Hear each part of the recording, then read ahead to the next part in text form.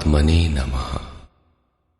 यथार्थ गीता श्रीमद् भगवत गीता अथ चतुर्दशोऽध्यायः। पिछले अनेक अध्यायों में योगेश्वर श्री कृष्ण ने ज्ञान का स्वरूप स्पष्ट किया।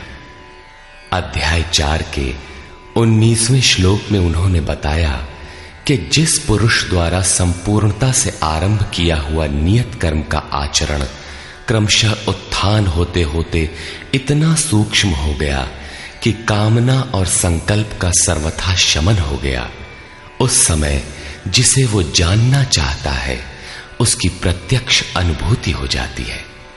उसी अनुभूति का नाम ज्ञान है। 13वें अध्याय में ज्ञान को परिभाषित किया। अध्यात्म ज्ञान नितत्वम तत्व ज्ञानार्थ दर्शनम। आत्मज्ञान में एक रस स्थिति और तत्व के अर्थ स्वरूप परमात्मा का प्रत्यक्ष दर्शन ज्ञान है। क्षेत्र क्षेत्रज्ञ के भेद को विदित कर लेने के पश्चात ही ज्ञान है। ज्ञान का अर्थ शास्त्रार्थ नहीं, शास्त्रों को याद कर लेना ही ज्ञान नहीं है।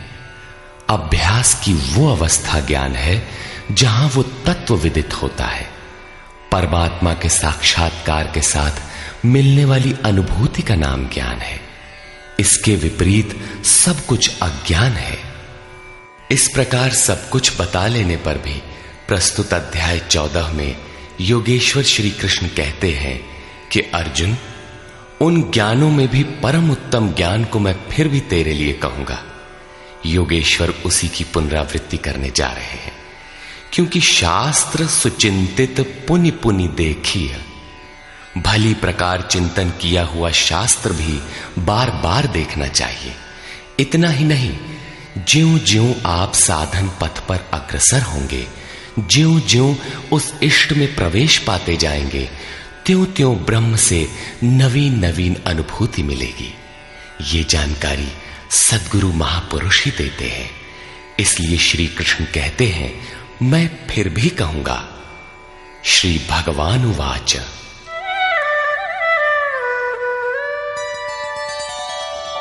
परं भूयः प्रवक्ष्यामि ज्ञानानां ज्ञानमुत्तमम् यज्ञात्वा मुनयः सर्वे परां सिद्धिमितो गताः। अर्जुन, ज्ञानों में भी अति उत्तम ज्ञान परम ज्ञान को मैं फिर भी तेरे लिए कहूंगा, जिसे पीछे कह चुके हैं। जिसे जानकर सब मुनिजन इस संसार से मुक्त होकर परम सिद्धि को प्राप्त होते हैं, जिसके बाद कुछ भी पाना शेष नहीं रहता।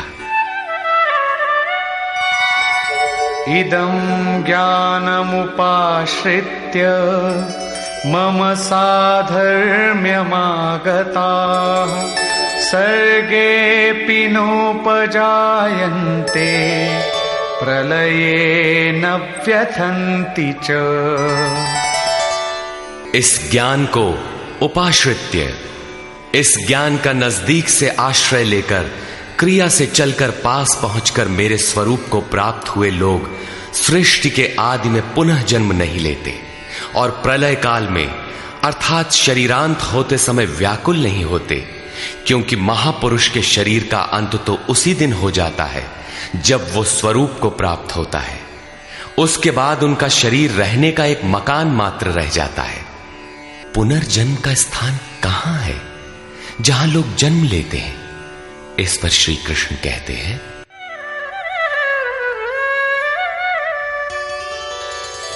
मम योनिर्महद् ब्रह्म तस्मिन् गर्भं दधाम्यहम् सम्भवः सर्वभूतानां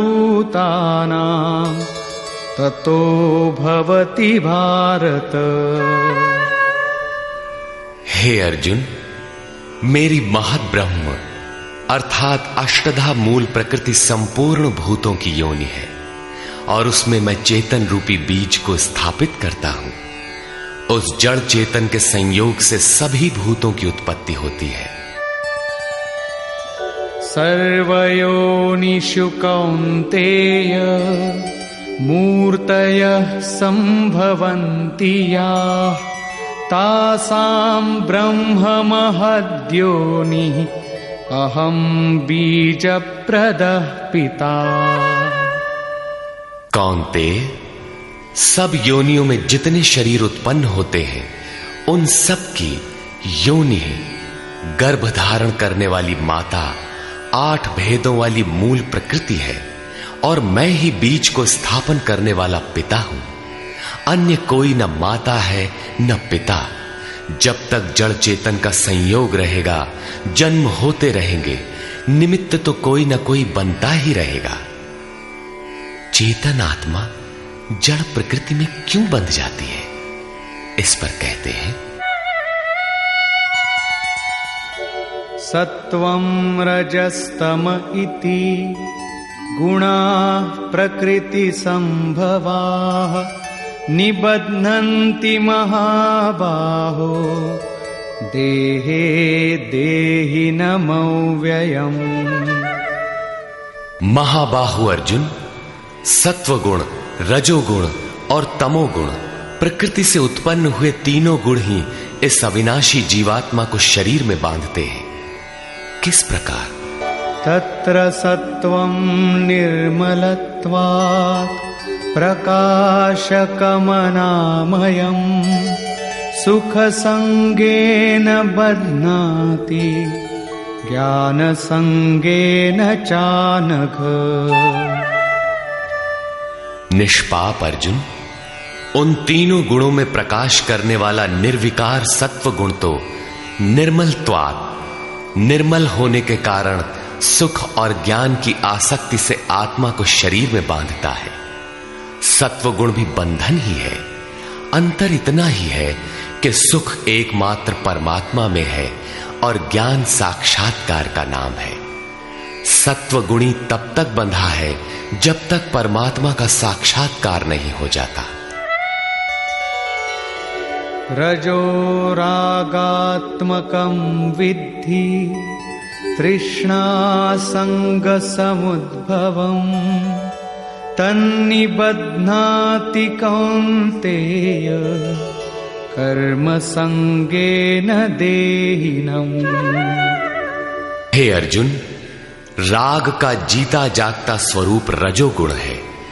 इसे तू कर्म संगेन, कामना और आसक्ति से उत्पन्न हुआ जान।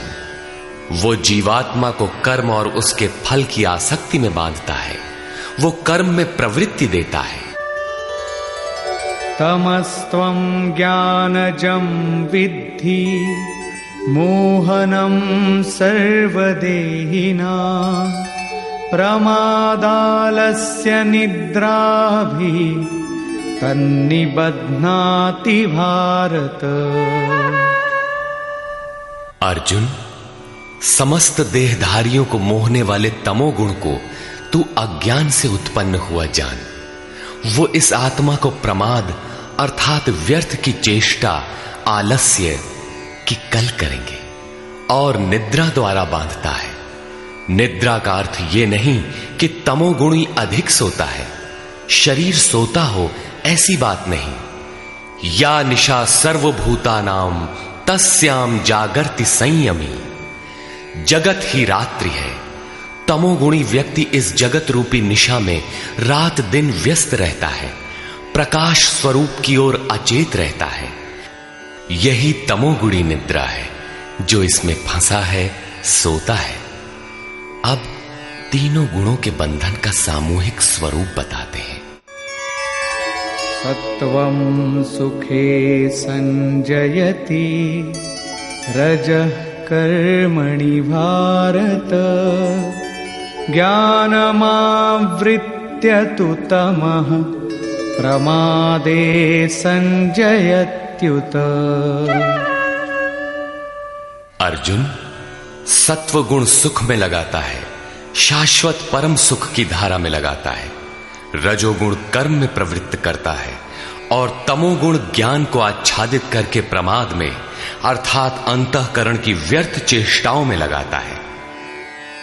जब गुण एक ही स्थान पर एक ही हृदय में हैं, तो अलग अलग कैसे विभक्त हो जाते हैं?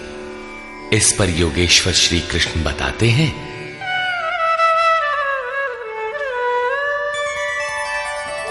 रजस्तमश्चाभिभूय सत्वं भवति भारत, रजः सत्वं तमश्चैव तमः सत्वं रजस्तथा। हे अर्जुन, रजोगुण और तमोगुण को दबाकर सत्वगुण बढ़ता है, वैसे ही सत्वगुण और तमोगुण को दबाकर रजोगुण बढ़ता है, तथा इसी प्रकार रजोगुण और सत्वगुण को दबाकर तमोगुण बढ़ता है। ये कैसे पहचाना जाए कि कब और कौन सा गुण कार्य कर रहा है? सर्वद्वारेषु देहेऽस्मिन् प्रकाश उपजायते, ज्ञानं यदा तदा विद्यात् विवृद्धं सत्वमित्युत। जिस काल में इस शरीर तथा अंतःकरण और संपूर्ण इंद्रियों में ईश्वरीय प्रकाश और बोध शक्ति उत्पन्न होती है, उस समय ऐसा जानना चाहिए कि सत्वगुण विशेष वृद्धि को प्राप्त हुआ है, तथा लोभ प्रवृत्तिरारंभः कर्मणामशमः स्पृहा, रजस्येतानि जायन्ते विवृद्धे भरतर्षभ। हे अर्जुन, रजोगुण की विशेष वृद्धि होने पर लोभ, कार्य में प्रवृत्त होने की चेष्टा, कर्मों का आरंभ, अशांति अर्थात मन की चंचलता, विषय भोगों की लालसा, ये सब उत्पन्न होते हैं। अब तमोगुण की वृद्धि में क्या होता है? अप्रकाशो प्रवृत्तिश्च प्रमादो मोह एव च, तमस्येतानि जायन्ते विवृद्धे कुरु नंदन। अर्जुन, तमोगुण के बढ़ने पर अप्रकाशः, प्रकाश परमात्मा का द्योतक है। ईश्वरीय प्रकाश की ओर न बढ़ने का स्वभाव, कार्यम कर्म, जो करने योग्य प्रक्रिया विशेष है, उसमें अप्रवृत्ति, अंतःकरण में व्यर्थ की चेष्टाओं का प्रवाह और संसार में मुग्ध करने वाली प्रवृत्तियां, ये सभी उत्पन्न होते हैं। इन गुणों की जानकारी से लाभ क्या है? यदा सत्वे प्रवृद्धे तु प्रलयं याति देहभृत्, तदोत्तमविदां लोकान् अमलान् प्रतिपद्यते। जब ये जीवात्मा सत्व गुण की वृद्धि काल में मृत्यु को प्राप्त होता है, शरीर त्याग करता है, तब उत्तम कर्म करने वालों के मल रहित दिव्य लोकों को प्राप्त होता है, तथा रजसि प्रलयं गत्वा कर्म संगिषु जायते, तथा प्रलीनस्तमसि मूढ़योनिषु जायते। रजोगुण की वृद्धि होने पर मृत्यु को प्राप्त होने वाला कर्मों की आसक्ति वाले मनुष्यों में जन्म लेता है, तथा तमोगुण की वृद्धि में मरा हुआ पुरुष मूढ़ योनियों में जन्म लेता है, जिसमें कीट पतंगादि पर्यंत योनियों का विस्तार है। अतः गुणों में भी मनुष्यों को सात्विक गुणों वाला होना चाहिए। प्रकृति का ये बैंक आपके अर्जित गुणों को मृत्यु के उपरांत भी उन्हें आपको सुरक्षित लौटाता है। अब देखें इसका परिणाम। कर्मणः सुकृतस्याहुः सात्विकं निर्मलं फलम्, रजसस्तु फलं दुःखम्, अज्ञानं तमसः फलम्। सात्विक कर्म का फल सात्विक, निर्मल सुख, ज्ञान और वैराग्यादि कहा गया है। राजस कर्म का फल दुख और तामस कर्म का फल अज्ञान है। तथा सत्वात् संजायते ज्ञानम् रजसो लोभ एव च प्रमादमोहौ तमसो भवतो ज्ञानमेव च। सत्व गुण से ज्ञान उत्पन्न होता है। ईश्वरीय अनुभूति का नाम ज्ञान है। ईश्वरीय अनुभूति का प्रवाह होता है। रजोगुण से निसंदेह लोभ उत्पन्न होता है तथा तमोगुण से प्रमाद, मोह, आलस्य अर्थात अज्ञान ही उत्पन्न होता है। ये उत्पन्न होकर कौन सी गति देते हैं? ऊर्ध्वं गच्छन्ति सत्त्वस्था मध्ये तिष्ठन्ति राजसाः जघन्यगुणवृत्तिस्था अधो गच्छन्ति तामसाः। सत्व गुण में स्थित हुआ पुरुष ऊर्ध्व मूलम, उस मूल परमात्मा की ओर प्रवाहित होता है, निर्मल लोकों में जाता है। रजोगुण में स्थित राजस पुरुष मध्यम श्रेणी के मनुष्य होते हैं, जिनके पास न सात्विकम विवेक वैराग्य ही होता है और न अधम कीट पतंग योनियों में जाते हैं, बल्कि पुनर्जन्म को प्राप्त होते हैं। और निंदित तमोगुण में प्रवृत्त हुए तामसी पुरुष अधोगति अर्थात पशु पक्षी कीट पतंगादि अधम योनियों को प्राप्त होते हैं।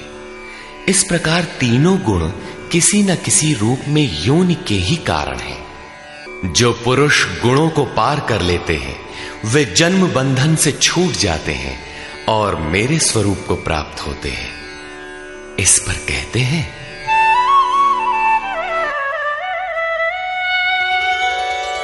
नान्यं गुणेभ्यः कर्तारं यदा द्रष्टानुपश्यति गुणेभ्यश्च परं वेत्ति मद्भावं सोऽधिगच्छति। जिस काल में दृष्टा आत्मा तीनों गुणों के अतिरिक्त अन्य किसी को करता नहीं देखता और तीनों गुणों से अत्यंत परे परम तत्व को वेत्ति विदित कर लेता है, उस समय वो पुरुष मेरे स्वरूप को प्राप्त होता है। ये बौद्धिक मान्यता नहीं है कि गुण गुणों में बरतते हैं।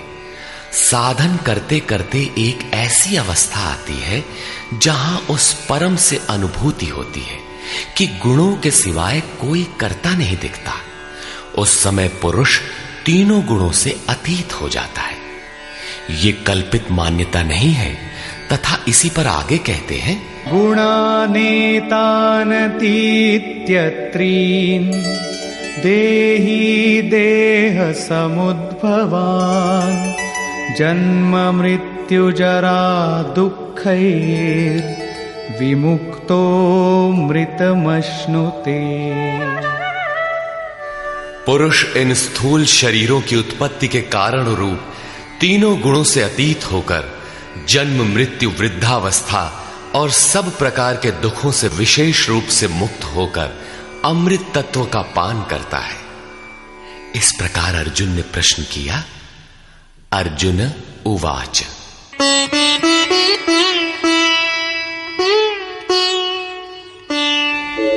कैर्लिङ्गैः स्त्रीन् गुणानेता अतीतो भवति प्रभो किमाचारः कथं चैतान् स्त्रीन् गुणानतिवर्तते। प्रभु, इन तीनों गुणों से अतीत हुआ पुरुष किन किन लक्षणों से युक्त होता है और किस प्रकार के आचरणों वाला होता है तथा मनुष्य किस उपाय से इन तीनों गुणों से अतीत होता है। श्री भगवान उवाच प्रकाशञ्च प्रवृत्तिञ्च मोहमेव च पाण्डव न द्वेष्टि सम्प्रवृत्तानि न निवृत्तानि काङ्क्षति। अर्जुन के उपर्युक्त तीनों प्रश्नों का उत्तर देते हुए योगेश्वर श्री कृष्ण ने कहा, अर्जुन, जो पुरुष सत्व गुण के कार्य रूप ईश्वरीय प्रकाश, रजोगुण के कार्य रूप प्रवृत्ति और तमोगुण के कार्य रूप मोह को न तो प्रवृत्त होने पर बुरा समझता है और न निवृत्त होने पर उनकी आकांक्षा ही करता है, तथा उदासीनवदासीनो गुणैर्यो न विचाल्यते गुणा वर्तन्त इत्येव योऽवतिष्ठति नेङ्गते। जो इस प्रकार उदासीन के सदृश स्थित हुआ गुणों द्वारा विचलित नहीं किया जा सकता, गुण गुण में ही बरतते हैं, ऐसा यथार्थतः जानकर उस स्थिति से चलायमान नहीं होता, तभी वो गुणों से अतीत होता है। समदुःख सुख स्वस्थः समलोष्टाश्मकाञ्चनः तुल्यप्रिया प्रियो धीरस् तुल्यनिन्दात्मसंस्तुतिः।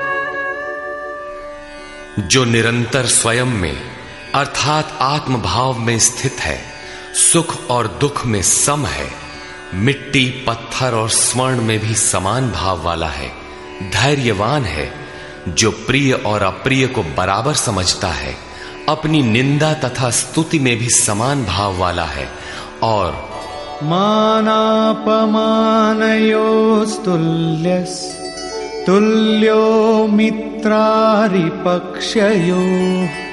सर्वारंभ परित्यागी गुणातीतः स उच्यते। जो मान और अपमान में सम है, मित्र और शत्रु पक्ष में भी सम है, वो संपूर्ण आरंभों से रहित हुआ पुरुष गुणातीत कहा जाता है। श्लोक 22 से 25 तक गुणों से अतीत पुरुष के लक्षण और आचरण बताए गए कि वो चलायमान नहीं होता, गुणों के द्वारा विचलित नहीं किया जा सकता, स्थिर रहता है।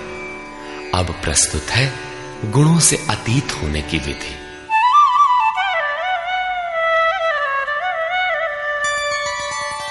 मां च यो व्यभिचारेण भक्ति योगेन सेवते सगुणान् समतीत्यैतान्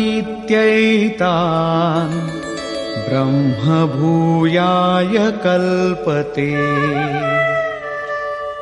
जो पुरुष अव्यभिचारिणी भक्ति द्वारा अर्थात इष्ट के अतिरिक्त अन्य सांसारिक स्मरणों से सर्वथा रहित होकर योग द्वारा अर्थात उसी नियत कर्म द्वारा मुझे निरंतर भजता है, वो इन तीनों गुणों का अच्छी प्रकार उल्लंघन करके पर ब्रह्म के साथ एक होने के योग्य होता है, जिसका नाम कल्प है। ब्रह्म के साथ एक ही भाव हो जाना ही वास्तविक कल्प है। अनन्य भाव से नियत कर्म का आचरण किए बिना कोई भी गुणों से अतीत नहीं होता। अंत में योगेश्वर निर्णय देते हैं,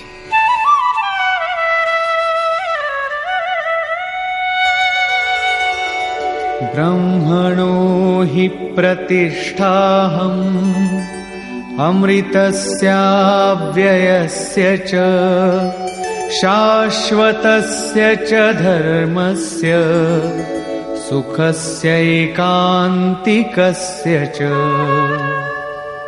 हे अर्जुन, उस अविनाशी ब्रह्म का जिसके साथ वो कल्प करता है, जिसमें वो गुणातीत एक ही भाव से प्रवेश करता है, अमृत का, शाश्वत धर्म का और उस अखंड एक रस आनंद का मैं ही आश्रय हूं, अर्थात परमात्म स्थित सद्गुरु ही इन सब का आश्रय है। श्री कृष्ण एक ही योगेश्वर थे। अब यदि आपको अव्यक्त अविनाशी ब्रह्म, शाश्वत धर्म, अखंड एक रस आनंद की आवश्यकता है तो किसी तत्व स्थित अव्यक्त स्थित महापुरुष की शरण लें। उनके द्वारा ही यह संभव है।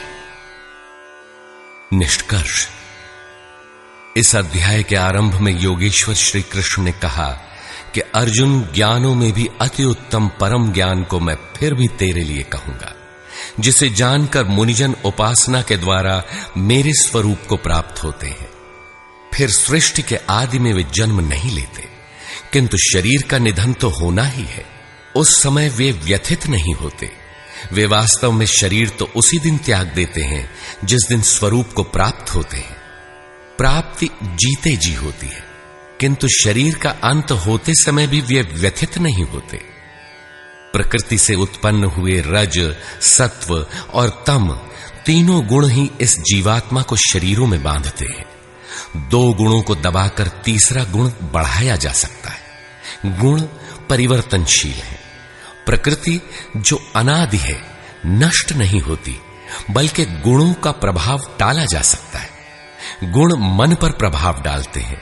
जब सत्व गुण की वृद्धि रहती है तो ईश्वरीय प्रकाश और बोध शक्ति रहती है। रजोगुण रागात्मक है। उस समय कर्म का लोभ रहता है, आसक्ति रहती है, और अंतःकरण में तमोगुण कार्य रूप लेने पर आलस्य प्रमाद घेर लेता है।